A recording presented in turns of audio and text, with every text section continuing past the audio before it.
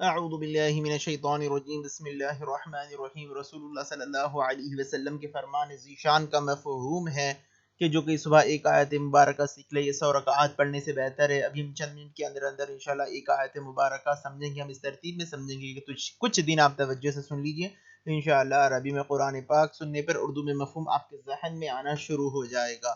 اعوذ باللہ من الشیطان الرجیم بسم اللہ الرحمن الرحیم۔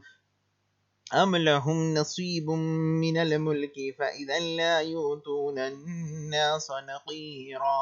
لفظی ترجمہ، ایک لفظ کا مفہوم ہم یہاں دیکھیں گے۔ ام کہتے ہیں کیا، لہم ان کا، نصیب حصہ، من سے، الملک سلطنت، فاذا پھر اس وقت، لا یؤمنون لا یوتونا، لا کہتے ہیں نہ، نہیں، یوتونا دیں، الناس، ناس کہتے ہیں لوگوں کو، نقیرہ، نقیرہ کہتے ہیں تل برابر۔ دراصل یہ آیت مبارکہ میں